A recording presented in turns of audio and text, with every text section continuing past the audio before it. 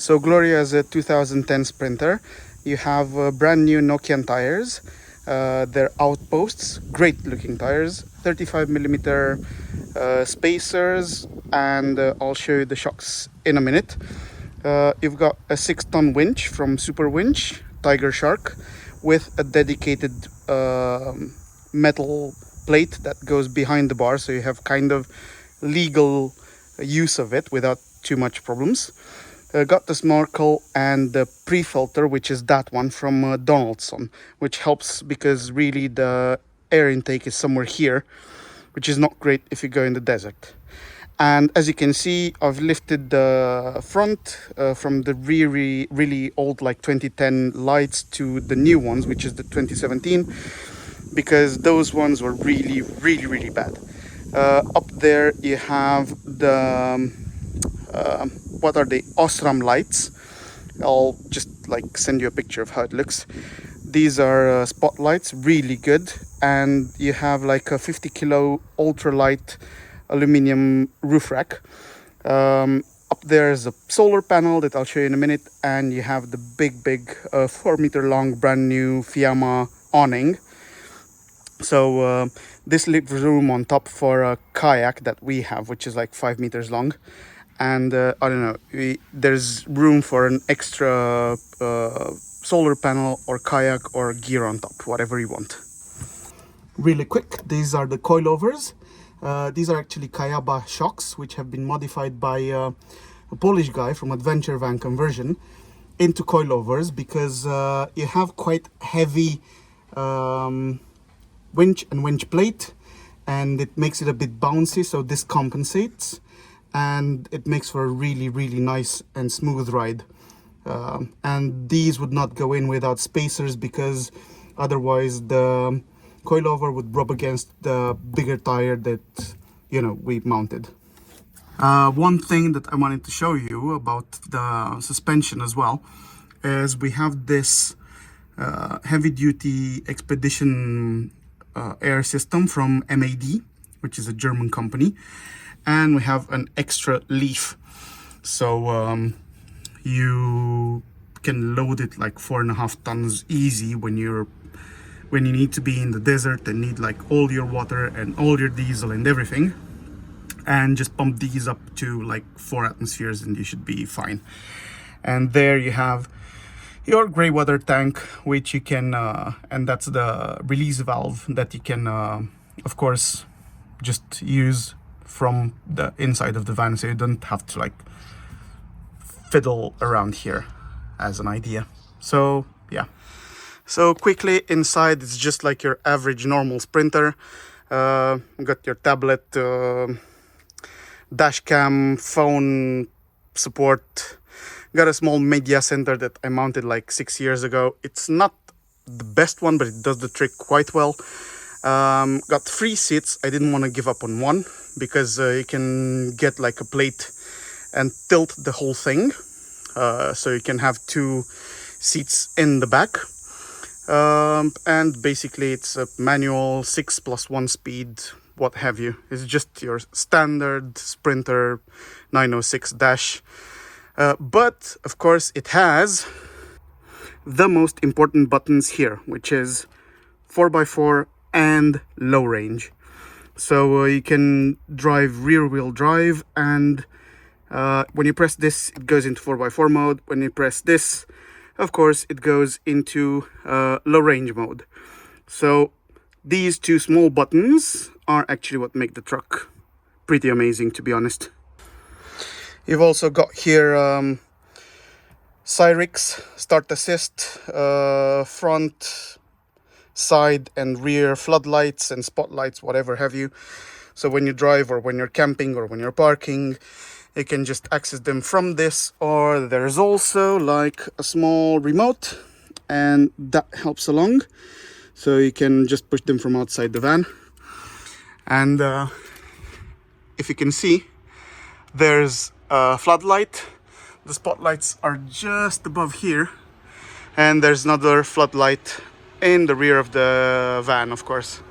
So before going in the van, I want to show you like how this looks from the outside. And you have the regular step. That's where we kind of keep shoes and what have you. We can close this as well. And one of the nice things that we have is this little coffee table. So if you wanna like have coffee or just have some gear down there, it's pretty awesome. And here you have for the evening, you have a small step light, which so if somebody's sleeping and you don't want to bother them, but you want to get some comfort and see where you're going up, you get that. You have the traditional step. That's the Webasto heater, and that's a huge area that I'll show you in a minute with random stuff that we keep in the van. And this obviously just goes up in a second, and you're good to drive away just anytime you need to. And before we get in the van, I want to show you the back as well. So on the rear side, you have these two sand ladders, which have the locks and stuff, but I've never used them and nobody's tried to steal them so far. And this is a super useful door locking system from Meroni. They're called UFO, I think 3, give or take. And the panels here, the glass panels are double glazed, so they're just like your regular house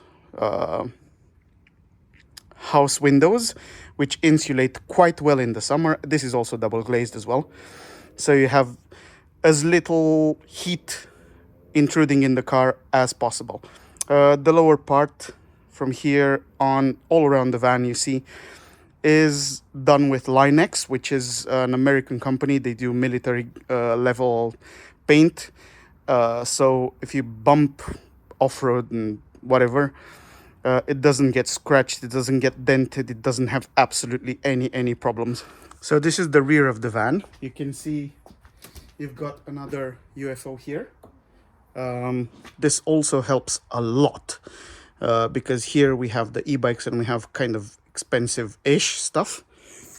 And so you have, this is your outside shower, which has hot and cold water. This is just like your average storage space. We have a big Petromax that we use for cooking, ladder for cleaning the solar panel and for taking the kayak up and down. And this is for storage. So now we have bike storage here and cable management and whatever. And of course you can just pull this out, which is amazing.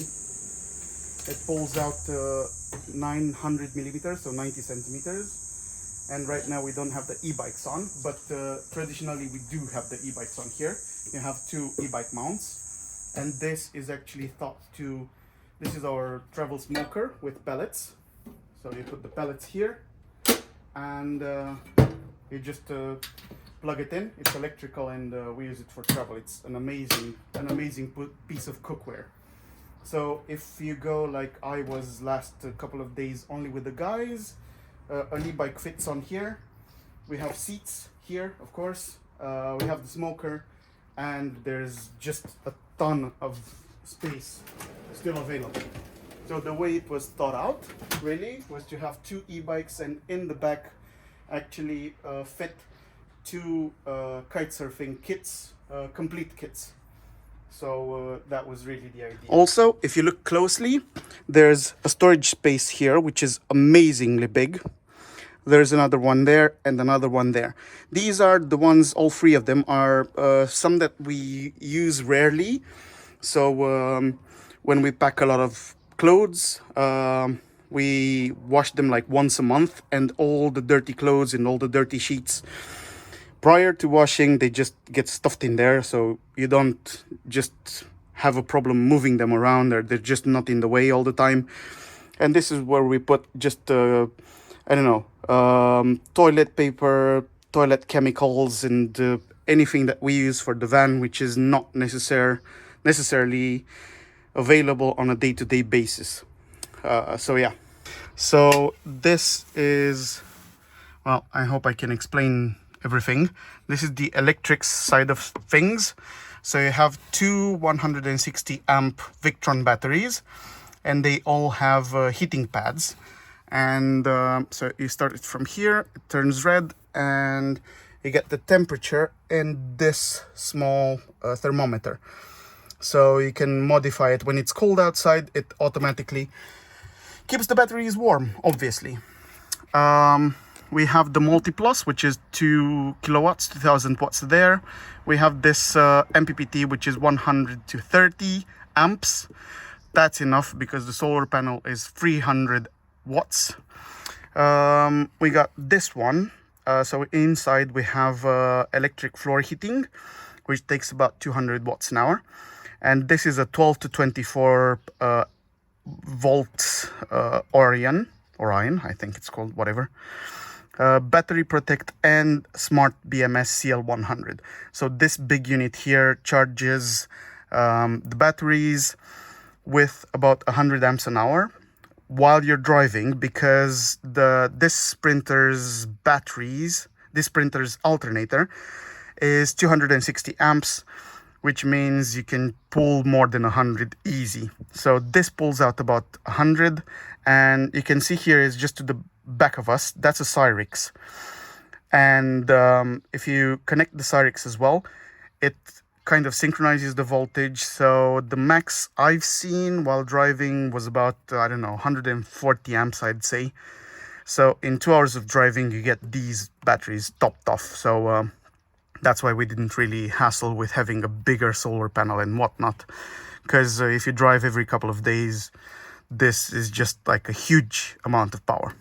Obviously, you have general cutoff, and you also have another set of fuses here, which are also for the solar. So if you want to work on anything here, you cut this off, you cut the batteries off, you pull this out, and this disconnects your solar panels so you don't accidentally just like blow stuff up.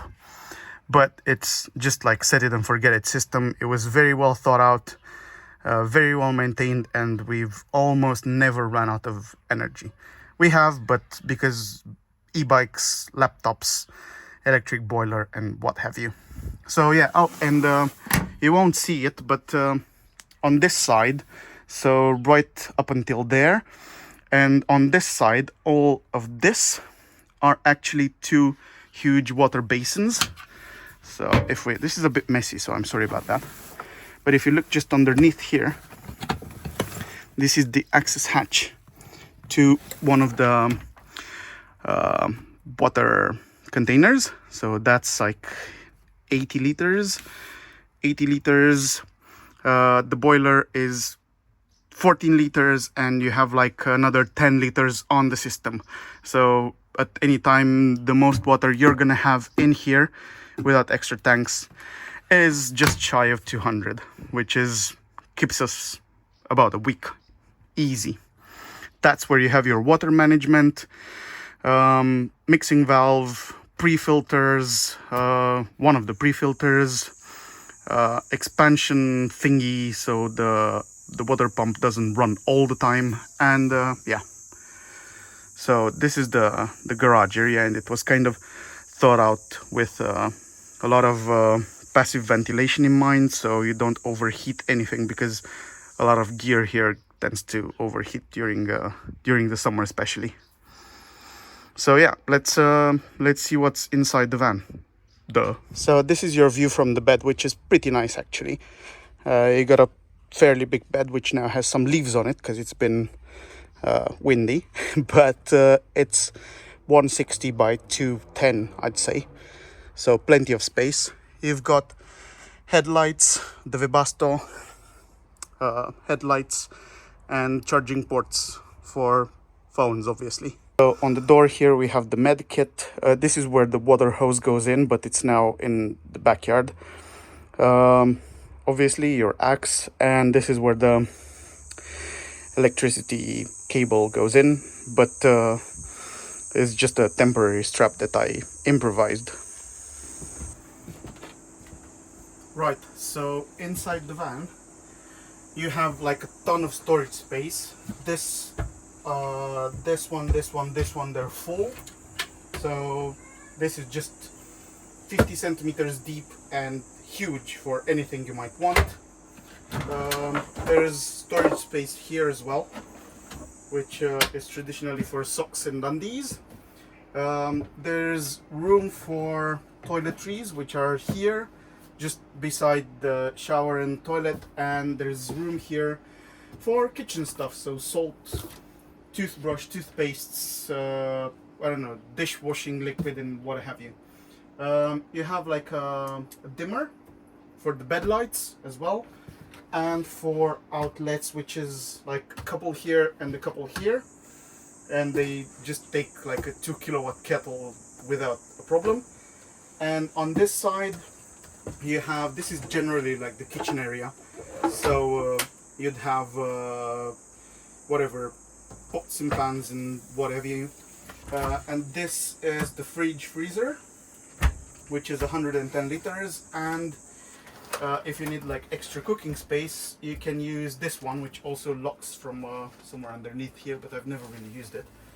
But it's just extra for like a chopping board and stuff, and it closes up, of course. And behind here you can't really see, it's a jolly, so you have 3 extra spaces that we actually use for barbecue rubs and oil and vinegar and condiments, whatever. And we have these airplane aluminum things that we put stuff in. So this is just like an empty bottle of rum that well, got empty recently, but they have this elastic band, and you can put stuff here so it doesn't run away. This is where we generally keep our laptops and stuff that we use in bed, because we didn't want to have any thing above our heads, so it's nice and spacious. We opted for this version, which is, it's been pretty good so far. And yeah, so this is your thing that covers the sink, which has been doubling as a chopping board as well. And well, the sink is not brilliantly clean, but you have washing water and through a filter system, which is just underneath here with carbon and ceramic from Dalton. You have drinking water, and we used it in Morocco, and we've used it like a ton and never had problems. So yeah, just mirror and gas safety, and just saw a neighbor, sorry, gas alarm, and this is our counter for the nights that we've spent in the van. And we also have like the max fan control that we actually use in bed, so we've been planning to move this from here to the bedside because it makes more sense to have it there, to be honest. So on the other side of the van, you have like a 2-burner stove. This is the only thing that we have with the gas, and it takes a 6-liter gas canister, which is underneath there, but like you can totally put induction in. We actually bought an induction double stove, but we never got around to mount it, so if you want to change it, it's always a possibility, and I don't know, we can totally include it in the price. It's a really nice camper van induction stove from the guys that built our van, but we bought it and never got around to mount it. So here you have another nice extension if you want to cook. So if you want to put something hot, or I don't know, for just extending your worktop. And it came in handy quite a bit because you want to put stuff here, which is either closer to the max fan, so you use it as a how do you call it, the thing above the cooker, whatever, or it just goes outside and it's natural ventilation. And behind here somewhere, you can't see it, but there's another couple of USBs, obvious. There's USBs everywhere in this van because everything goes on USBs, of course. This is our Max fan. It's amazing. It's done brilliantly. There's not a lot to talk about it. We didn't put AC because we have the windows on the side of the bed, so when we have the windows cracked open with the mosquito net and we have this on, we can sleep at lunchtime quite decently. So you get like 26 degrees when there's I don't know, say 36 or 38 outside, because also behind all of this and the walls and the doors and everything, there's 7 to 10 centimeters of closed cell foam insulation, which has done an amazing job. There is nothing compared to it. We've used the van from minus 27 to plus 45, and it's dealt with the temperatures amazingly well. And the last thing that I want to show you is actually our semi-toilet, like we call it. It's a bit of a, so this is like Anna's stuff. We'll disregard this now. But if you want to have like an extra storage while driving for things not to run around, you can close this up and just drive like that. And when you're parked, you can lift it. So the thing is, we didn't want to have a full toilet because it took up a lot of space, and visually we didn't want to have anything above our waistline. So you can see here we have hooks, and in the back where I showed you where the bike parts are, there's a really heavy duty curtain that we use for showering. We use it like half the time because usually you're just like sitting on a loo. So when you're sitting on the loo, you just wash and rinse and what have you, and you never really just throw water outside. And this is the toilet and this is the shower, and it's all obviously just fully waterproofed and everything. And you have like a small thing here to put like a shower gel or what have you, but we've never really used it.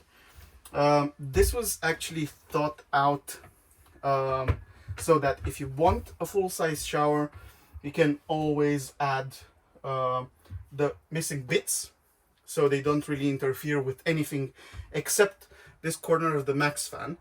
So the Max fan, rather than make another hole in the van, would pull humidity from the toilet, from the shower actually, and from the van. So this can be deleted and you can just close it off if need be.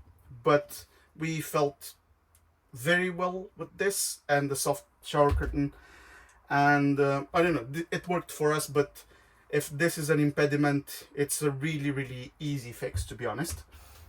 It's just like a couple of bolts and you add the missing bits here. And so you have, this is bathroom, this is the floor lights, this is the kitchen lights, which you can't really see because it's just by the camera, and this is the brain of the van.